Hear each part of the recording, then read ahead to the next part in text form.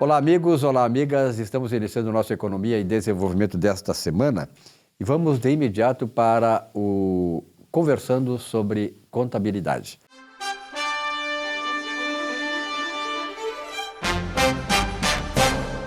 E claro, nesse espaço, Salésio D'Agostinho. Salésio, obrigado pela tua presença uma vez mais, né? Tu está de mudança, não? Como é que está o teu escritório? Está mudando aqui para próximo, aqui perto do Cristal, né? Sim, estamos quase pronto, novo escritório aqui na Estevão Cruz, número 73. Está providenciando agora a solenidade, a festa de inauguração e tal, né? Que vai ser bombástica, né? Acredito que no início do ano já estamos no novo endereço. Ano que vem, que legal. Mas nada Começar de festa. Bem, 2025. Bom, obrigado. Então, eu acho que isso é importante, essa tua informação, viu, Salésio? Porque, na verdade, os nossos parceiros aqui, de longa data, né?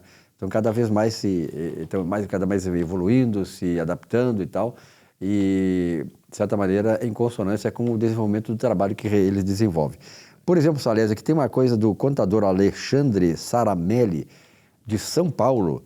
Ele registrou lá nos grupos de WhatsApp o seguinte, que gostaria de que a questão da valorização salarial dos profissionais contadores fosse mais discutida no Brasil. Ou até fosse discutida, não vejo discussão sobre isso, né? Segundo o Saramelli, qualquer solução passa, conforme ele, fundamentalmente pelo aumento da segurança jurídica desses profissionais no desempenho das suas atividades. O que o senhor tem a nos dizer sobre isso? Josué Barbosa, de São Paulo. Pois então, e eu concordo com o Saramelli quando ele disse que a valorização profissional passa fundamentalmente pelo aumento da segurança jurídica do profissional no exercício das suas atividades. Não é isso? É muito simples, né? E vocês sabem que um profissional, quando trabalha com segurança jurídica, ele trabalha com independência, porque ele sabe que não vai estar subordinado ao patrão. Agora, no momento que ele não tem segurança jurídica para desenvolver a sua atividade, não é isso? Ele tem receio em fazer algo que não agrada o seu patrão, sob pena de perder o seu emprego. Então, verifique que existe uma diferença muito grande entre segurança jurídica e não segurança jurídica. Segurança jurídica dá ao profissional a estabilidade, enquanto que quem não tem segurança jurídica, ele acaba ficando subordinado à vontade do patrão, que é, muitas vezes, que é o que está acontecendo no Brasil, e é o que está acontecendo com profissionais da contabilidade hoje. É um assunto, Saramelli, muito importante, e esse assunto nós poderíamos discutir no Congresso Brasileiro de Contabilidade. Você sabe que agora, no dia 8 a 11 de setembro, nós vamos ter o nosso 21º Congresso Brasileiro, ali no Balneário Camboriú, em Santa Catarina, tá? E esse assunto seria um assunto muito interessante para nós discutirmos, né? Sobre valorização profissional, sobre segurança no exercício da sua atividade. Porém, infelizmente, como tu sabes, o nosso congresso não se discute mais questões técnicas, questões que interessam ao profissional. Hoje, os nossos congressos nada mais é do que encontros sociais. Vão lá para fazer festa, né? Enfim, aonde tudo é copiado e nada se discute, enfim, e no fim, nós somos coadjuvante de outros países e que nós sabemos muito bem que nós temos aqui no Brasil pessoas altamente qualificadas e conhecedoras do assunto contábil que poderia exportar conhecimento. Mas, como se diz, né? Como nós não temos dirigente capaz de desenvolver a contabilidade brasileira, nós, enfim, entregamos isso para outros grupos que não estão aqui no Brasil para dizer o que nós temos que fazer e nos transformando, então, em escravo da atividade. Mas a pergunta é valorização profissional. E quando se fala em valorização, nós temos que dividir esse termo valorização em dois aspectos. O primeiro aspecto é a valorização individual do profissional, não é isso? E o segundo aspecto diz respeito à coletividade, à valorização da classe como um todo. Quando se fala em valorização do profissional, o que acontece? Ele tem que ter conhecimento suficiente para resolver o problema do seu cliente. O cliente vai valorizar esse profissional se ele resolve o problema dele. Se tu és um profissional e pensa que tu vai ser valorizado porque cumpre com aquilo que o governo estabelece, você estará enganado, né? Você está se enganando, porque aí você não vai ser valorizado porque você está executando uma tarefa não cumprindo a necessidade do seu cliente, mas sim cumprindo a necessidade do governo. E o seu cliente não quer isso, o seu cliente quer que você oriente ele para que a empresa dele prospere e ganhe dinheiro, não é isso? No momento em que você cumpre com as regras efetivas, né, como diz o governo, você nada mais está fazendo um trabalho que o governo obriga o empregador a fazer e com isso você não vai ser valorizado. Tá? A valorização do profissional é quando você resolve o problema do seu cliente, aí sim você vai ser valorizado. Quando se fala em valorização da classe, nós temos que levar em consideração 3 aspectos. Quais são os aspectos? São aquele tripé que dá sustentação à profissão. E esse tripé é formado pela instituição de ensino, é formado pelo Conselho de Fiscalização Profissional e é formado pelo sindicato. É através do funcionamento harmônico e correto dessas 3 instituições que o profissional, como classe, vai ser valorizado, ok? A instituição de ensino tem que ensinar os alunos a executar as tarefas que ele vai fazer quando profissional. Se a faculdade não dar esse conhecimento, esse profissional não sabe o que fazer e vai estar perdido e vai ser sempre um estagiário. E é isso que nós não queremos. Nós queremos que as faculdades ensinem efetivamente as carências, necessidades do profissional e aquilo que ele vai executar quando estiver formado. O Conselho de Fiscalização Profissional ele tem uma função muito específica, que é proteger o campo da atividade profissional. Ou seja, não pode deixar que leigos atuem na área, porque se ele deixar que leigos atuem na área, o profissional como classe, a profissão como classe, vai estar desvalorizado. Por que isso? Porque qualquer um pode executar aquelas tarefas e a sociedade não vai valorizar isso. Então verifica que o Conselho tem um papel fundamental, é estabelecer normas e procedimentos, já que é um órgão público federal e ele tem o poder de polícia, de não deixar que leigos atuem na área, não é isso? E por outro lado nós temos o sindicato que tem por função defender o profissional para que ele não seja respeitado, não é isso? Agora imagine, pense você que está pensando em valorização da classe. Você acha que as faculdades estão ensinando corretamente os alunos nos conhecimentos necessários para executar o trabalho?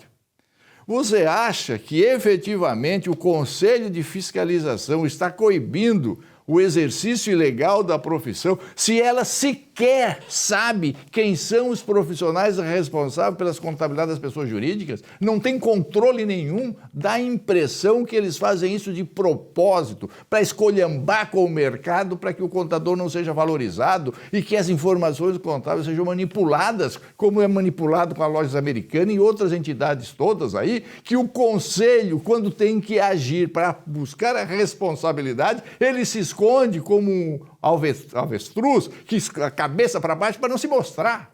Então, e o sindicato? Os sindicatos estão efetivamente defendendo o profissional quando o governo diz o que deve ser feito, né? E nada é feito para coibir essas coisas todas, como se o profissional fosse obrigado a fazer os trabalhos gratuitamente. Então verifica que as coisas não estão certas, tá?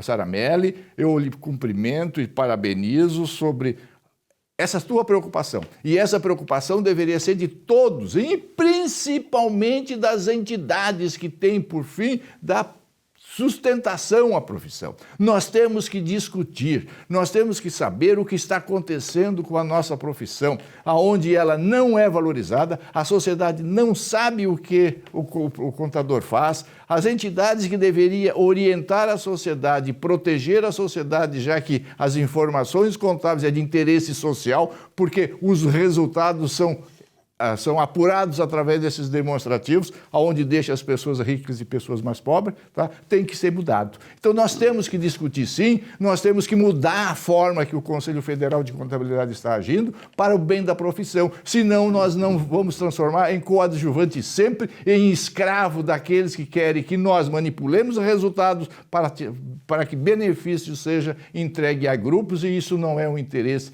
dos brasileiros e daqueles que pregam o progresso, a geração de emprego e a prosperidade. É por isso que eu digo, temos que discutir, o Conselho Federal de Contabilidade está na hora de mudar a forma dele gerir, ok? Os congressos têm que discutir assuntos técnicos, assuntos da profissão, assuntos de interesse da profissão, e não transformar, como eles transformaram os nossos congressos, em encontros sociais. Isso não interessa a ninguém, tá bem? Então é isso. Nós, hoje, a valorização salarial dos contadores passa, sim, obrigatoriamente com o aumento da sua segurança jurídica. E só vamos ter essa segurança jurídica quando as três entidades estiverem unidas e focadas nesse bem comum de todos nós.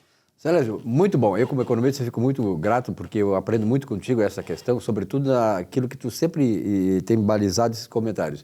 Defesa da profissão e do profissional. É isso aí. Um abraço. Até lá.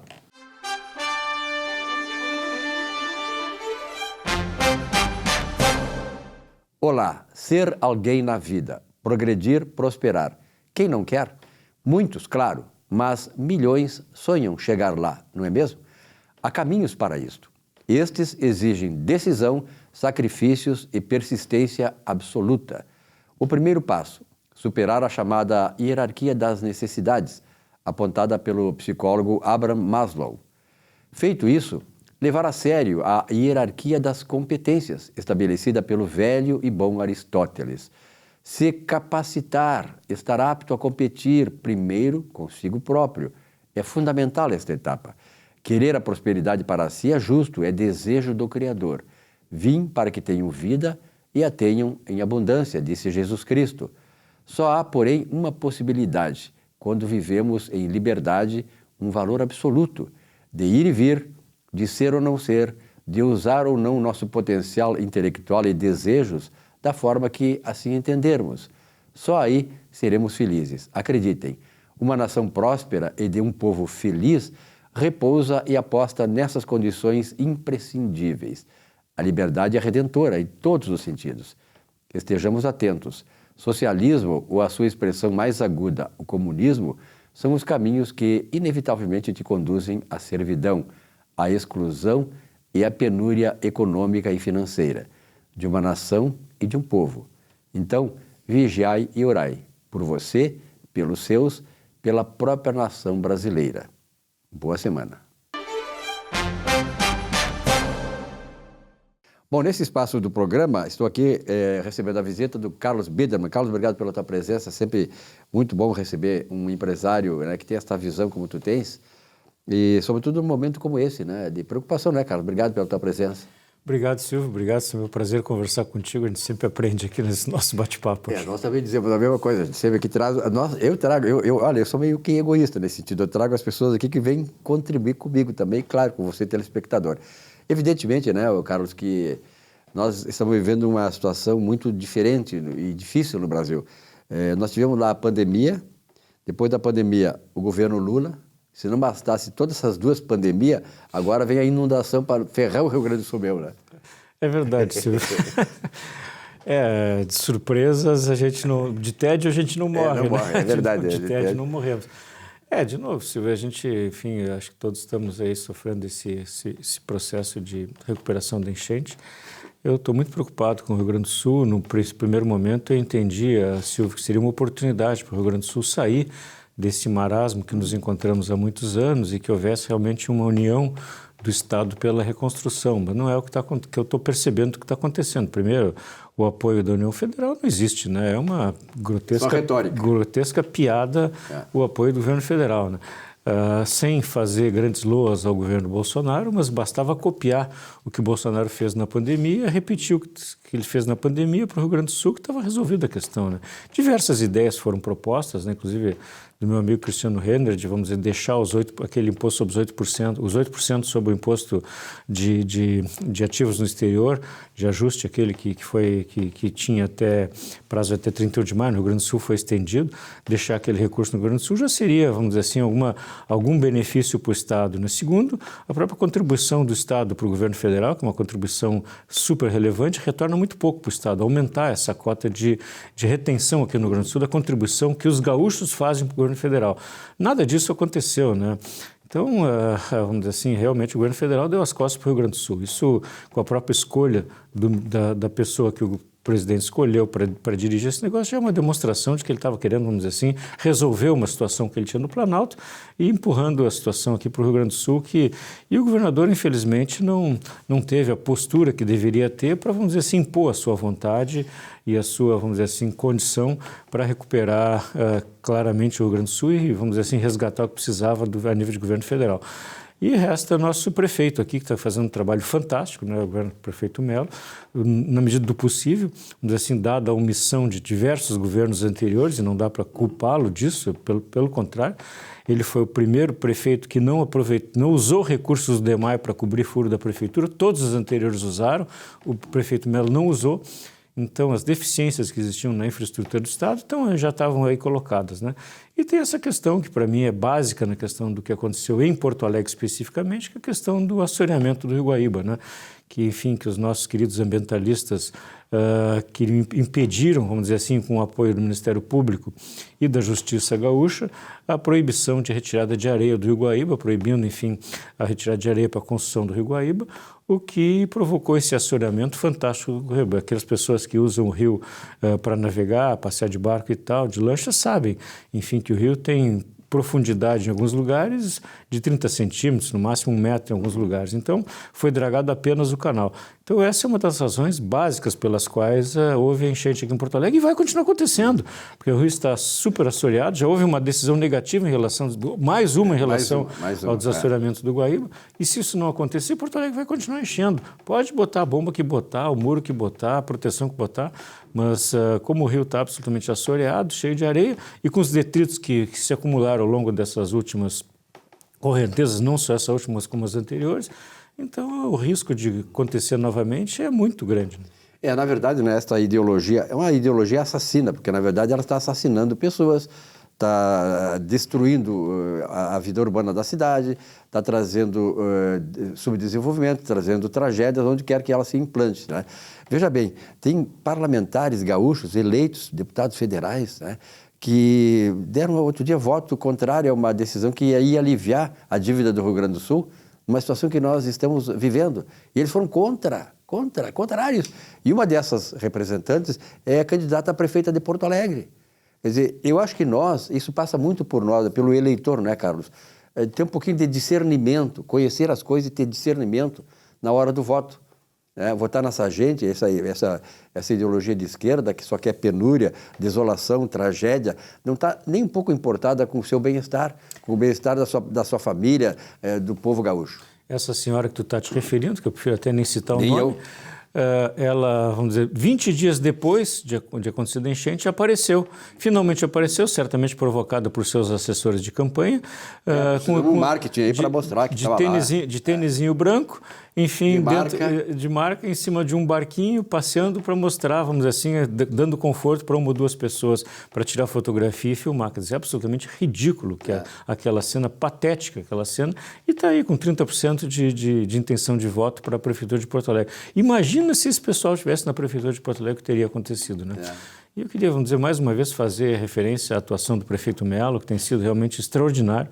Ele trabalha 24/7 e foi ele que, vamos dizer assim, assumiu, como vice-prefeito de Porto Alegre, que assumiu aquela tragédia que aconteceu, não tão grande quanto essa, daquela ventania absurda que aconteceu no verão de uns anos atrás, enquanto o prefeito Fortunati, que agora o critica, estava passeando de férias no exterior, embarcou num navio e deixou tudo nas costas do prefeito Melo, que trabalhou sozinho para recuperar a cidade naquela ocasião. Agora está aí o prefeito Fortunati vamos dizer assim, criticando aquele que enquanto ele estava passeando de navio, o Melo aqui trabalhando, e ele agora critica o prefeito Melo. Olha, é absolutamente patético. Não adianta, isso, né? Esse cidadão que o senhor citou agora, esse aí, né, da Fortuna, lamentavelmente ele saiu da sigla, mas continua com o viés esquerdista, irresponsável, completamente irresponsável, um camarada que não acrescenta nada na vida da cidade, na vida do Rio Grande do Sul, enfim. E muito triste eu fico com essas pessoas que elegem esses camaradas. Quer dizer, só pode ser da mesma laia, como se diz lá em Uruguaiana, são tudo da mesma laia. É a pessoa que pode ter lá sua postura, sua ideologia, agora não ter caráter, né? Não ter hombridade, não ter o reconhecimento. O mínimo que ele tinha que ter reconhecimento porque o Melo fez enquanto ele estava passeando de navio. O Melo estava aqui trabalhando para sustentar a cidade naquela tragédia que aconteceu. Agora tem ideologias como essa que atraem só caráteres desses. Né? Eu acho que o caráter, ele se adapta a essa ideologia e a ideologia é o caráter dessa gente. Onde quer que eles passem, eles fazem isso. Né? Então, veja bem a questão, por exemplo, do governo federal. Nós temos hoje o Joe Biden lá nos Estados Unidos, que está fora da casinha completamente. Como se isso não bastasse, também nós temos o nosso presidente que está fora da casinha, completamente fora. Tudo que ele faz, todas as ações que ele faz são inoportunas, são devastadoras para a sociedade, porque a economia começa agora a descambar para uma piora gradativa, vai acelerando por causa dele, quer dizer, pelo amor de Deus. Silvestre, eu tenho me questionado, esse dia conversando com amigos também, nós conversávamos sobre isso, não existe mais uma liderança global, né, que pessoa que possa, vamos dizer assim, representar os interesses maiores, algum estadista, né, que talvez seja a melhor palavra. Não existe um estadista no mundo hoje, né? O próprio Estados Unidos, essa dicotomia que lá existe, vamos dizer, são dois presidentes com problemas, né? Um absolutamente senil, uma ideologia equivocada que vem trazendo muito dano para a economia, para os Estados Unidos como um todo, e o outro, vamos dizer assim, um condenado com uma série de coisas. Eu acho muita graça quando eu vejo alguns jornalistas, teus colegas lá, falando que não pode eleger um condenado, mas apoiaram um condenado aqui, né? Então é muito engraçado. Não, isso aí é verdade. É muito engraçado. Agora, peso e duas medidas, né? Agora, na própria Europa, né? Puxa, Macron fraquíssimo, né? Fazendo essa bobagem agora, ele está entregando de bandeja lá para Biden, para Le Pen, lá, vamos dizer assim, a maioria no Congresso da França, e provavelmente ele venha a cair em seguida, né? Então cometeu um erro estratégico brutal. A própria Alemanha, né? Sem uma liderança clara, né? Então o México, enfim, desviando para a esquerda. Então não existe um estadista global que possa dizer, tá aí o Putin, vamos dizer assim, deitando e rolando em cima da fraqueza das outras lideranças globais. Então ele quer, vamos dizer assim, um estadista do mal, mas é um estadista, tá certo? Está lá deitando e rolando em cima dos coitados do pessoal da Ucrânia, e os outros líderes globais não conseguem fazer frente ao Putin de uma maneira adequada. Isso talvez seja uma vantagem, vamos dizer assim, da gente ter, vamos dizer assim, o Trump na presidência dos Estados Unidos. Com o Trump eles não brincam, né? Com os outros eles deitam e rolam, com o Trump eles não brincam. O Trump pode ser o que seja, né? O que for também. Aliás, pinta muita coisa, a esquerda pinta muita coisa, que nós sabemos o papel que a esquerda faz. Nós sabemos o viés, né? Eles querem, primeiro, desmontar a ética, eles querem destruir a pessoa em primeiro lugar. E fazem isso sem o menor constrangimento, né? Inventam coisas. O Trump tem muita coisa inventada pela mídia, nós sabemos disso. Porque esse é o instrumento que eles fazem para demonizar as pessoas, para poderem avançar com as suas falcatruas, enfim. Mas, na verdade, o que eu acho mais engraçado, Silvio, é que tudo que representa aquilo que eles não gostam é um ataque à democracia. É um ataque à democracia, tudo é ataque à democracia. Então, é super engraçado ver esses caras falarem. Esses dias eu estava vendo uma palestra de um tido como uma pessoa importante que mora nos Estados Unidos, enfim, brasileiro, que tido como cientista político. Eu acho engraçado essas alcunhas, né? Falando em que Trump representa uma ameaça à democracia. Olha aqui, ameaça à democracia. O Obama passou todos os seus dias do seu governo, dos seus dois governos, todos os seus dias em guerra. O Trump não.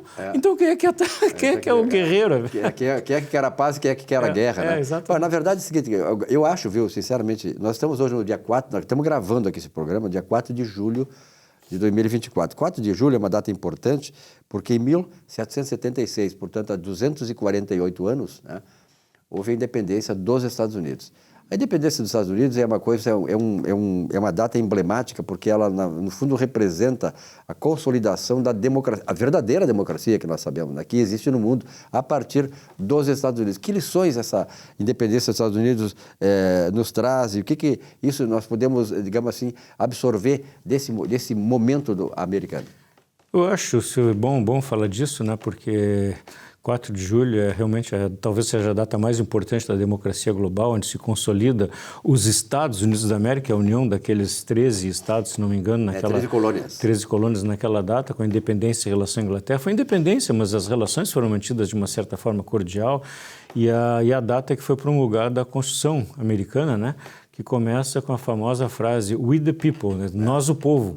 E esse conceito do povo soberano, né, soberano sobre os governos, quem manda é o povo, né? Então acho que essa expressão máxima, né, aquela primeira frase da Constituição americana, consagrada na Constituição, lá em 1776, é o que levou o mundo ocidental ao crescimento, a toda essa evolução extraordinária de lá para cá.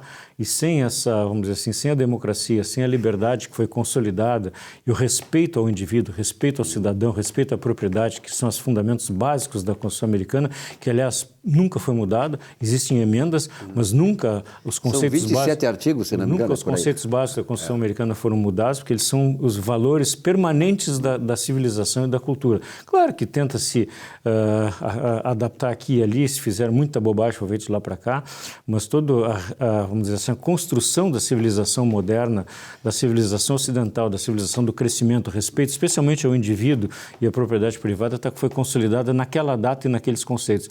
Então, aquele é o grande passo para o crescimento e para o surgimento da sociedade como ela se consolida hoje. Eu não sei se foi Thomas Jefferson, foi o terceiro presidente americano e um dos redatores, né, da Carta de Independência Americana, que disse o seguinte, quando um governo é temido pelo povo, nós estamos numa ditadura. Exatamente. Quando o governo teme o povo, nós temos uma democracia. Nós vivemos nessa dicotomia, né, no mundo inteiro e tal. E no Brasil, sobretudo hoje, nós estamos aqui falando e dando opinião e temendo, de repente, ser perseguido, ser preso, ser condenado e tal, por um governo que é ditatorial. Nós tememos esse povo, logo nós não vivemos numa democracia. E nós temos a reinvenção da democracia pelo ministro Barroso. A reinvenção da democracia. Que reinventou a democracia, ou seja, democracia para os amigos, né? Para os inimigos não tem democracia. Muito engraçado, muito triste, aliás. É engraçado para tentar rir um pouco, mas é muito triste a situação que a gente vive no Brasil, com ataques à democracia feito por quem mais deveria respeitá-la, que é a própria... Quem mais disse que defende a democracia, quem mais ataca a democracia. Que é o normal que eles fazem, né? Eles dizem que defendem, mas atacam, que é o Supremo Tribunal Federal, infelizmente. Né? Bom, Carlos, nós estamos aí iniciando julho agora, no segundo semestre de 2024. Naturalmente, nós sabemos que o governo hoje não pode tudo, tá? Mas se ele não pode construir muita coisa, ele pode destruir muita coisa. Nós vivemos essa questão, essa dicotomia aí, e sobretudo na questão da destruição da economia. Como é que tu está vendo o encaminhamento da economia brasileira? Os juros estão subindo e tal, naturalmente, porque o sistema econômico, sobretudo financeiro, ele se baseia muito em expectativas. Aí quando tu tem um cara que é o presidente da República, diz tanta bobagem, né? Agora está querendo saber quem é que está aumentando o juro, quer condenar, quer prender, Ora, isso aí é consequência das suas falastronice, né? Que acontece cada vez que ele abre a boca. E aí? Eu acho que, vamos dizer assim, se a coisa não vai bem, a tendência é muito ruim, né, Silvia? A gente que está aqui, vive no Brasil, a gente mora, eu tenho conversado isso com muitos amigos, né? A gente mora aqui, por que nós estamos no Brasil? Por que a gente fica aqui, né? A rigor, todos teriam condição de sair, alguns com mais facilidade, outros com menos, né? Mas, enfim, especialmente os jovens, né? Olhando o que está acontecendo. Mas se a coisa não vai bem, eu acho que tende a piorar. Eu acho que o final do mandato do presidente Roberto Campos Neto do Banco Central vai ser dramático, né? Porque se Lula se queixa muito da atuação do Banco Central, ele vai botar lá alguém que ele mande, né? Enfim, vai acabar. Ele vai mandar no Banco Central. Vai acabar a independência do Banco Central, que é, vamos dizer assim, o último bastião, vamos dizer assim, de estabilidade econômica. De estabilidade econômica e de segurar os valores da moeda, especialmente da inflação. Tanto que no último Copom, a aprovação foi por unanimidade, com o pessoal lá indicado. Contra, inclusive, os próprios próprios dois que ele indicou votaram a favor. E que possivelmente o próximo presidente do Banco Central, que estava lá. Então, a perspectiva não é nada boa, né? Eu acho que o recrudescimento da inflação. Essa questão do gasto público, que agora essa semana houve um recrudescimento na fala, através da própria interferência do ministro Haddad, né? Não sei até quanto tempo ele vai ficar lá, né? Porque daqui a pouco ele está confrontando de tal forma o presidente, que não sei até que ponto ele vai ficar, talvez venha um Manteiga por aí, um mercadante, e aí a gente já sabe o que vai acontecer, né? E o próprio final da independência do Banco Central, tendo alguém indicado pelo presidente a partir de 1º de janeiro do ano que vem, indica um risco de inflação alta e descontrole absoluto das contas públicas, né? E a conta disso a gente sabe quem paga. Quando ele diz que quer proteger os pobres, é sinal que ele não vai proteger os pobres. Até porque a pobreza está absolutamente alinhada com a esquerda. A esquerda depende da pobreza para se sustentar. Né? E aí que tá, essa é uma questão lógica, né? As pessoas pensam o seguinte, eles dizem que defendem os pobres. Ora, os pobres é que elegem essa gente. O dia que acabar o pobre, eles não vão ser eleitos. Logo, quem é que vai ter interesse deles de acabar com a pobreza? Eles não têm interesse em acabar com a pobreza. Eles usam a pobreza do ponto de vista doutrinário, né? Do ponto de vista intelectual até, né? Estou defendendo. Então, aí, outro dia fizeram uma entrevista com um camarada que ele disse que sempre votou no Lula. Aí o cara perguntou assim, vem cá, e tu é pobre ainda? Assim, ainda continua. Aí o cara perguntou, mas continua assim? Mas acontece que o Lula é o pai dos pobres. Quer dizer, os caras se conformam com isso. É uma mentalidade que... Isso foi, ao longo do tempo, foi uma coisa que foi doutrinada, né? Isso é o tal da esmola, né? Esmola, e da mesada, né? Então, enquanto tem mesada, enquanto tem esmola, as pessoas ficam, enfim, satisfeitas com aquilo e não querem fazer outra coisa. Miséria, né? Então, a condição de emprego no Brasil depende muito disso, né? Acho que foi Reagan que disse, né? A gente não deve medir esses programas de assistencialismo pela quantidade de pessoas que entram, mas pela quantidade de pessoas que saem. Que não depende mais disso. E no Brasil ninguém sai, né? Então, só aumenta o bolo. Só aumenta. Não, e o pior é o seguinte, que esse pessoal da esquerda, esses líderes da esquerda, eles falam de boca cheia. Não, nós aumentamos Bolsa Família, muito mais gente agora está... É o contrário, exatamente, que tinha que festejar o contrário, né? Exatamente. Então, que mundo nós vivemos, né? Mas, Biderman, para encerrar, qual é a tua recomendação aí para o investidor? Porque, na verdade, tudo que tu falaste, inclusive, essa questão de o investidor ainda permanecer no Brasil, uns que permanecem e estão apostando no país, outros menos conformes com a situação, estão indo embora e tal. Mas eu vejo assim que uma previsão que se tem aí é de que nós vamos, à medida do possível, essa perspectiva de que o governo vai mandar no Banco Central a partir de janeiro, está, de certa maneira, trancando a vinda de novos investimentos e fazendo com que aqueles que estão aqui possam até ir embora.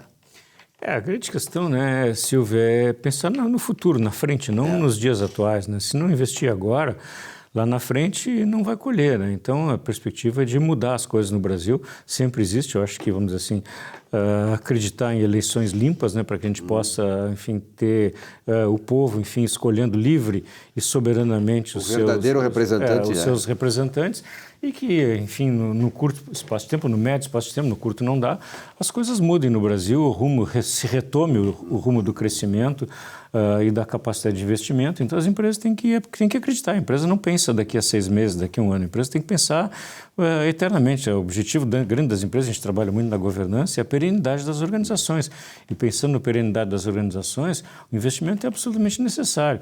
Agora, é triste a gente ver que o mercado de capitais no Brasil é ridículo, né? Não existe novos IPOs, novas aberturas de capital no Brasil há 3 anos, porque o mercado simplesmente não tem mercado para novas oportunidades. E não tendo financiamento, vamos dizer, não tendo recursos, não tendo investidores que estão dispostos a investir no país, a coisa tende a ficar estagnada, né? Então, me preocupa muito esse êxodo de empresas, êxodo de jovens, de talentos, pela falta de oportunidade no Brasil. Então, acho que preciso reverter rapidamente esse processo. Enfim, temos ainda, 2 anos aí pela frente, mas acho que a condição de mudar isso para frente é absolutamente importante. Graças a Deus está passando rápido, né? Não sei, acho que não. É verdade, eu tenho essa sensação. Na nossa cidade passa tudo muito rápido, infelizmente. Bom, de qualquer maneira, é importante dizer assim, para finalizar essa entrevista com o Carlos Biderman, que sempre é muito bom conversar com ele, se eu for fazer um concurso público hoje, eu chego lá e tenho uma exigência. Qual é a exigência? Tem que ter ficha limpa, integridade ética e moral, honestidade, e capacidade gerencial. Então, que nós possamos usar essas exigências para escolher nossos representantes e, principalmente, o presidente da República. Não é verdade? É isso aí. Um abraço e até a próxima. Muito obrigado, Silvio. Uma ótima semana para todos. Muito bem, estamos aqui com o nosso Economia e Desenvolvimento. Lembrando para vocês, né, que nós estamos há 24 anos ao vivo, no ar, aqui trazendo informação. Eu sempre digo o seguinte, todo mundo que passa aqui por esta bancada traz uma contribuição enorme para a sociedade. E é isto, esta é a grande vantagem desse programa e, sobretudo, é o norte desse programa desde a sua fundação. Nós começamos lá na TV Guaíba e tal, TVE, depois Bandeirantes, enfim. Estamos hoje nas redes sociais, porque as redes sociais hoje são imprescindíveis para que nós possamos ter uma comunicação, né, mais ampla e tal. E um programa que se é respeitado, um programa que tem uma respeitabilidade, sobretudo pelas pessoas, né, por aqueles profissionais que aqui passam, né, e vêm trazer a sua contribuição. É o caso do Guilherme Todeschini. Todeschini, é prazer a gente ver, cara. Bom dia, tudo bom, Silvio? Prazer a gente ver. Silvio. O Júlio Ribeiro fala muito bem do Guilherme, e o Guilherme Bauhart também fala muito bem aqui do seu homônimo, o Guilherme Todeschini, né? O Guilherme Bauhart, um grande abraço para o Guilherme Bauhart, que aliás vou substituí-lo, né? O Guilherme tem um programa na Rede Mais Brasil, e na segunda quinzena de julho o Guilherme vai ter uma sériezinha. O alemão sabe como é que é, né? O alemão de vez em quando tira uma série. Só quer trabalhar, o alemão tem que dar uma descansadinha, né? E hoje à tarde, nós estamos aqui gravando dia 4 de julho, dia da independência americana, 248 anos, vamos saudar, né?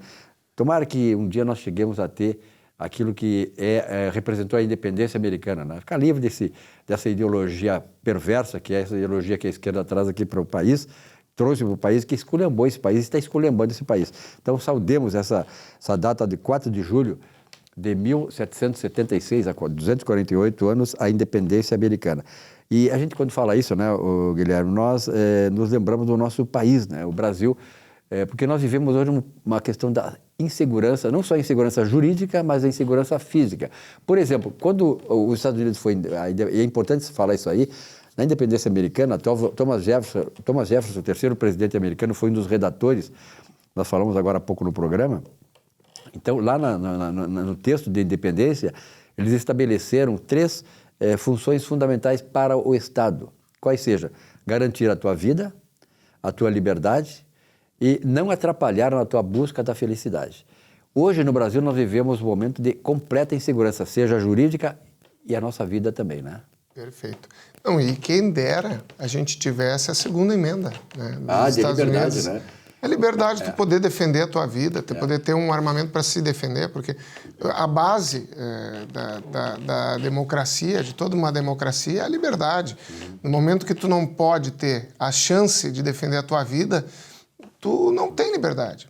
Porque assim, a gente tem que pensar nesses pilares fundamentais. Esse programa é muito importante, porque ele é economia e desenvolvimento, e quando a gente fala em desenvolvimento, a gente tem que pensar em vários fatores, né? Principalmente a parte da liberdade e da segurança.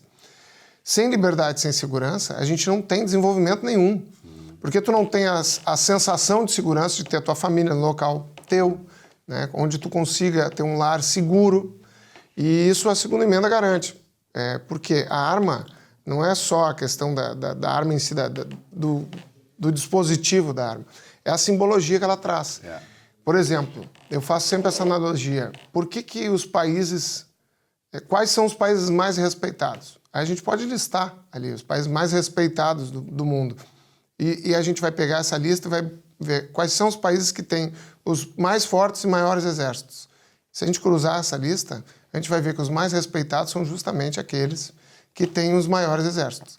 Mas por quê, Guilherme? Porque eles têm um poderio bélico muito grande, porque a simbologia que o exército dá é de proteção. É de proteção da soberania nacional. No momento que tu tem uma emenda, como a segunda emenda, que ela te dá a liberdade de tu ter ou não um armamento dentro da sua propriedade, da sua casa, tu tem a soberania sobre o teu pedaço de chão. A autodefesa. A autodefesa. Importante isso e essa questão, né, Guilherme, porque na verdade tu trabalha nessa área de segurança e sobretudo segurança em educação. Há muitos anos, eu que já estou com 54 anos no meio jornalístico, sempre ouvi, não, a saída toda é a educação. Mas que educação é essa? A educação que não fala em segurança, a educação que não dá segurança, a educação que, de certa maneira, romantiza o bandido, né, e acaba penalizando as pessoas de bem.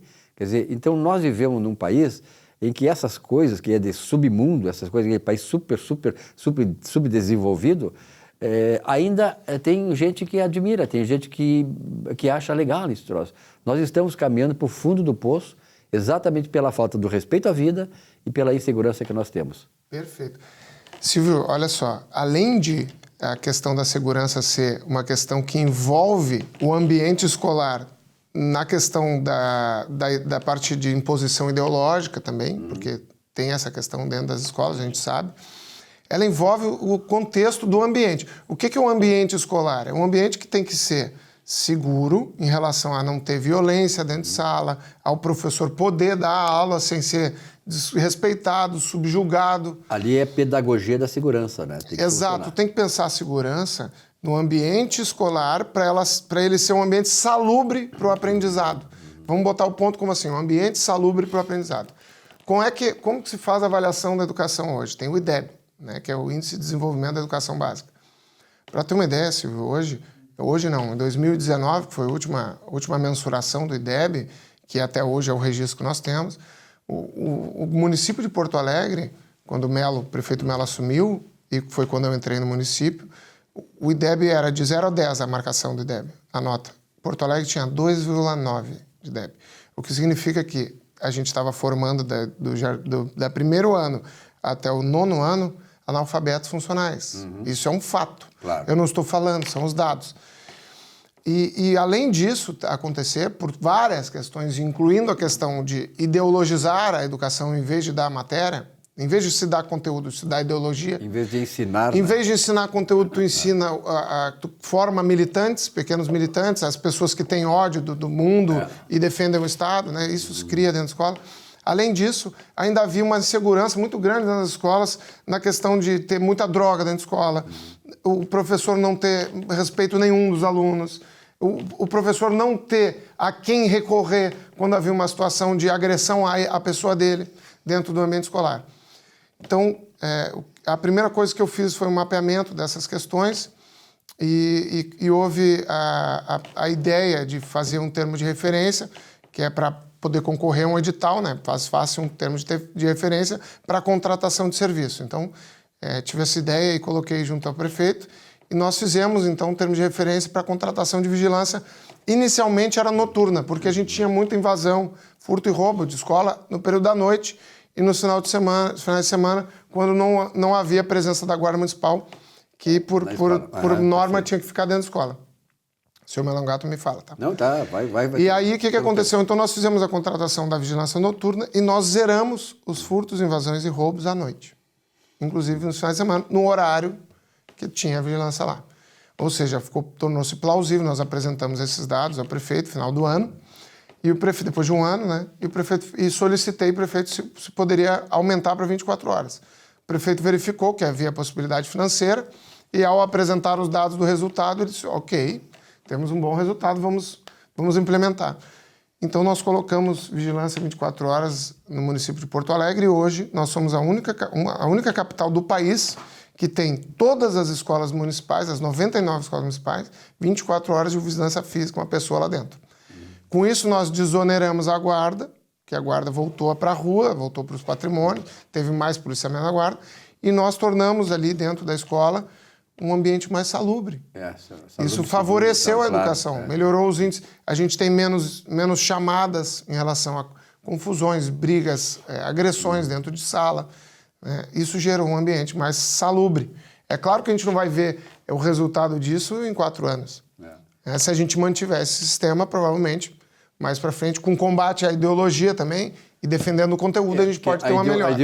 Essa ideologia de esquerda, a gente fala, está muito bem, a ideologia de esquerda. Porque a ideologia marxista, né? Na verdade, a ideologia, eu sempre digo o seguinte, nos programas que até do Júlio lá e do Guilherme, por exemplo, o nosso grande problema dos conservadores, o pessoal da direita, não da extrema-direita que eles nos chamam, eles que são extrema-esquerda, na verdade, nós sempre defendemos, né, essa questão toda da segurança, porque, na verdade, a segurança é fundamental para os negócios, para a vida, né? Veja bem, eu sou do tempo, viu, Guilherme, tu é muito novo, nem sabe disso aí. Mais ou menos. Quem não se lembra, quem é da minha época, da minha geração, se lembra dos Pedro e Paulo, lembram? Quem era o Pedro e Paulo? Pedro e Paulo era uma dupla de brigadianos, que lá atrás, tu vinha em qualquer rua que tu fosse, tinha uma dupla de Pedro e Paulo. Naquela época, o nível de insegurança era quase zero. Nós tínhamos segurança por quê? Porque, e aí tu colocaste muito bem, o fato de se saber que existe segurança ali, fardado, segurança civil, isso já inibe o bandido, o assaltante. Então, quando... A presença física. A presença física, ela é emblemática. A farda do brigadiano impõe respeito. Nós perdemos isso. Por quê? Porque essa ideologia do crime, a ideologia patológica, uma coisa patológica desse pessoal, ela é a favor do crime, né? Ela é contra o cidadão de bem. Então, hoje nós vivemos essa insegurança por isso, quer dizer, falta... Então, parabéns por esse projeto todo, o prefeito Melo, que está fazendo uma bela administração, né? Ele sabe, o Melo tem um conhecimento do que é a cidade, Perfeito. Das necessidades da cidade. Conhecimento real, né? Disso. Claro. E o prefeito, ele dá muita autonomia para quem tem competência. Então, nesse caso, ele foi avaliando o meu trabalho e sempre ele cobra muita meta e resultado, né? Tudo que a gente faz na prefeitura hoje, o prefeito cobra meta e resultado. Nesse caso, a gente conseguiu ampliar porque teve meta e resultado, né? Além disso, como é que a gente fez para melhorar a questão da segurança na rua? Como a gente teve esse cenário, né? Nós colocamos vigilância privada dentro das escolas 24 horas por dia. O plano operacional da Guarda Municipal previa que a guarda ficasse, porque ela é guarda patrimonial, que ela ficasse dentro das escolas. E eu fui, quando a gente colocou a vigilância privada nas escolas, eu propus ao secretário de Segurança e ao comandante da Guarda que nós reescrevêssemos o plano operacional da Guarda para as escolas. Porque foi lá, eu criei a coordenação de segurança da Secretaria de Educação, reuni com todo mundo e falei, nós vamos reescrever, o que vocês acham? Não, mas por que quer reescrever? Porque eu acho que não existe a necessidade de um guarda municipal dentro da escola. A gente faz um plano operacional, já vai haver vigilância lá, e quando houver uma situação de grave ameaça, risco de vida, nós vamos implementar o botão do pânico, fizemos uma formação, implementamos o botão do pânico no celular da direção, e o botão do pânico fizemos uma central dentro do SEIC, Centro Integrado de Comando. Quando havia uma situação como a de Blumenau, por exemplo, o professor, com 2 cliques no celular, ele já chama a viatura e não existe necessidade de contra-regra. Não precisa contra-ligação. A viatura desloca. Ou seja, se for uma situação de menor risco, o vigilante está ali. Se for uma situação de risco, a Guarda Municipal é acionada e vai direto para lá. Não havendo necessidade de contra-ligação. Então, nós reescrevemos o plano operacional e aí toda aquela guarda que ficava de pé dentro da escola, olhando ali, né, foi para a rua fazer o ostensivo. O que aconteceu? Perfeito. Nós tivemos uma redução em furtos, claro, roubos, danos ao patrimônio público. Hoje a gente tem a orla... Teve um caso de pichação, o cara foi preso. Então hoje a gente consegue ter um ostensivo... A lei e a ordem, né? E a lei e a ordem. Outra coisa é a seguinte, nós estamos chegando quase ao final da entrevista, mas eu gostaria que tu me desse a tua opinião, Guilherme, sobre essa decisão do Supremo Tribunal Federal, essa Suprema Corte que só faz porcaria no país, está levando o país para o fundo do poço, da liberação da maconha. Isso vai certamente trazer pioras, né? Não, a primeira coisa é o seguinte, a gente tem que saber que são separados os poderes, né? Executivo, Legislativo e Judiciário. O Judiciário... Deveriam, né? Na base era isso, né? O Judiciário é o poder que julga. O Executivo executa as leis. Vamos do começo. O Legislativo cria a lei, o Executivo executa a lei e o Judiciário julga quem já, de acordo com a lei. E o que a gente está tendo hoje? A gente está tendo a instância máxima da justiça do país legislando, atropelando, criando leis. Isso não existe em nenhum local do mundo uma Suprema Corte que crie leis, que interprete leis, nem que interprete leis. Não pode, isso não pode acontecer. No momento que há uma eleição, a gente elege pessoas para estar lá representando a gente, criando leis, eles nunca foram eleitos, os membros do Supremo não têm voto. Eles já tentaram legislar sobre fake news, que sequer existe na normativa pátria, não tem na lei, não existe esse crime. E agora estão tentando legislar sobre droga, isso é um absurdo. E outra coisa, eles vão legislar sobre a liberação da maconha. A maconha é legal no Brasil, a produção? Não é. Ou seja, eles estão fortalecendo o narcotráfico. Mas a gente consegue importar maconha? Não, é através do contrabando. Ou seja, fortalece-se o contrabando, o narcotráfico, a escravização do povo pobre que mora na favela. É um narco-estado que nós estamos, narco-estado. É um narco-estado. Guilherme, teremos oportunidade mais vezes de conversar sobre isso, né? Os desdobramentos dessa coisa toda, porque afinal de contas isso é um processo todo que vai caminhando por aí. Eu tenho certeza que tu vais agora passar a integrar esse programa aqui também, porque eu acho importante trazer este lado da segurança. Eu sempre me preocupei muito com relação a isso, Porque, na verdade, como tu disseste, né? Quer dizer, se nós não temos segurança física da nossa vida, o que nós vamos poder fazer? Não poder fazer nada, que nós temos que circular, temos que ter nossa casa, nossa família, a gente circula pelas ruas e tal, e nós queremos exatamente que o Estado, pelo menos, não atrapalhe essas questões. Pelo menos nos dê segurança física, segurança da nossa própria vida. E também a liberdade, né? Porque isso aí nós sabemos que estamos correndo sério risco. Obrigado pela tua presença, um grande abraço e até a próxima. Muito obrigado, Silvio. Até lá. Até lá. Bom, nesse bloco final do programa, estamos recebendo o Dr. Gustavo Bernardi. Bernardi, obrigado pela tua presença uma vez mais aqui, né? E essa questão do Recupera Poa, afinal de contas, é um bom projeto ou não é? Silvio, nós falamos aqui já no teu programa outras vezes que essas cidades atingidas pela enchente iriam iniciar os seus programas de recuperação fiscal. Muita gente ficou sem pagar IPTU, muita gente ficou sem pagar ISSQN, e muitas operações imobiliárias ficaram devendo ITBI. O que é o ITBI? O ITBI é o Imposto de Transações de Bens Imóveis, ou seja, aquele que a gente paga quando a gente compra um imóvel e quando a gente vende um imóvel. O ISSQN é o Imposto de Serviços Municipal. Todo aquele que presta serviços dentro do município paga o ISSQN, né? Então, o que ocorre, né? Aí nós temos o IPTU, que é o Imposto da Propriedade Territorial Urbana, que é aquele que a gente paga todos os anos. Então, a gente começou a mapear que todas essas cidades que foram atingidas iriam começar a fazer os seus programas. E, de fato, todas fizeram, Silvio. O Dourado do Sul fez, Canoas está fazendo, Alvorada, Gravataí, foram quase 430 municípios no estado do Rio Grande do Sul que foram atingidos fortemente pela cheia. Então, todos tiveram seus programas, ou vão ter e estão fazendo. Porto Alegre fez agora, no dia 7 de julho, publicou a legislação, a entrada em vigor do Recupera Poa 2024. Quase todos os anos, Silvio, Porto Alegre faz um programa de recuperação fiscal, né? Dá desconto de multas, juros, encargos, honorários advocatícios, lá nas dívidas fiscais. O que é o Recupera Poa deste ano? Recupera Poa deste ano tem uma coisa boa e algo que não é tão bom. A coisa boa do Recupera Poa desse ano é que ele dá um desconto de 98% na multa, nos juros e nos encargos da dívida, e pela primeira vez ele mexe nos honorários do procurador municipal quando tem a desistência de uma execução fiscal. Ele faz com que esses honorários reduzam de 10% para 2%. Olhando em números absolutos, é um bom desconto, Silvio, né? Você paga uma dívida fiscal inscrita até o dia 22 de julho deste ano, né? Com praticamente o valor nominal da dívida. Agora, o que foi que veio, no meu entender, errado nesta lei? Esse pagamento tem que ser em parcela única, em até 5 dias após o dia 29 de julho. Quem poderá fazer? Pois então, a situação que a gente está vendo hoje nas pessoas e nas empresas que pararam de pagar ISSQN, que pararam de pagar IPTU e que não pagaram ITBI nas transações imobiliárias é porque não puderam pagar, é porque sofreram com a enchente, né? E ISSQN, Silvio, é um tributo decorrente da atividade comercial, claro, né? A atividade comercial parou, né?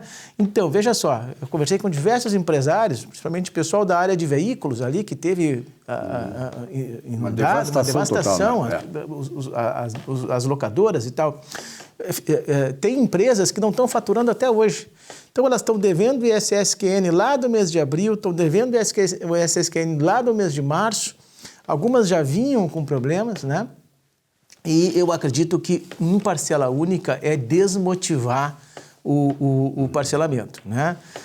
Está tendo um burburinho aí de que talvez esse programa vá ser reeditado em mais parcelas e talvez com menos benefícios, né? Eu não discordo de que o benefício de 98% nos encargos é um bom benefício, não tenho a menor dúvida disso, né? A redução dos honorários nos processos judiciais de execução fiscal é um bom benefício, mas olha, a experiência que nós temos como advogados desse pessoal todo, né, é de que em parcela única vai ser difícil fazer esse pagamento, Silvio, tá? É verdade. Então, na verdade, aliás, Porto Alegre essa orla toda aí foi devastada, né? Então, hoje está vendo, assim, a extensão e a dimensão dos prejuízos, né? E isso não afeta só diretamente aquelas pessoas, mas também praticamente toda a cidade. Sim, sim. Ontem, inclusive, saiu um projeto do município de começar a investir em recuperar a orla do Guaíba, né? Os restaurantes, os permissionários, né? Eu acho que aos poucos tudo vai voltar. Olha só que interessante se viu. Hoje pela manhã eu fui bem cedo em Eldorado do Sul. Eldorado do Sul, né, o Guaíba não baixou aos mesmos níveis que tinha antes. Então está todo mundo muito preocupado, né, com os investimentos que vai ocorrer em Eldorado do Sul. Né? Então bairros em Eldorado do Sul que não se esperava que inundassem, inundaram. Né? Então, nós estamos tendo muitos negócios... Agora se está vendo a extensão geral disso. Que se está vendo a extensão do dano e que estão repensando aonde reiniciar os negócios. Então, poderão ter cidades que terão deslocados muitos negócios e vão perder esses negócios, né? E eu acho que essas cidades têm que criar atrativos para manter esses empresários lá. Perfeito. Nós estamos chegando ao final do nosso programa, Bernardo. Mais alguma coisa que querias acrescentar aí? Não, eu apenas queria acrescentar que esse programa de regularização fiscal chamado Recupera Poa tem a sua adesão até agora, o dia 22 de julho, para dívidas de ITBI e dívidas de IPTU e ISSQN até o dia 29 de julho. Então, o prazo é curto, se você tiver condições, providencie logo, porque o desconto é substancial, embora seja em pagamento em uma única parcela. Mas pelo menos isso, né? Um grande abraço, Bernardo. Até a próxima. Um abraço, Silvio. A você, telespectador, muito obrigado pela audiência. Nós ficamos por aqui nesta semana. Uma bela semana de trabalho. Até a semana que vem. Até lá.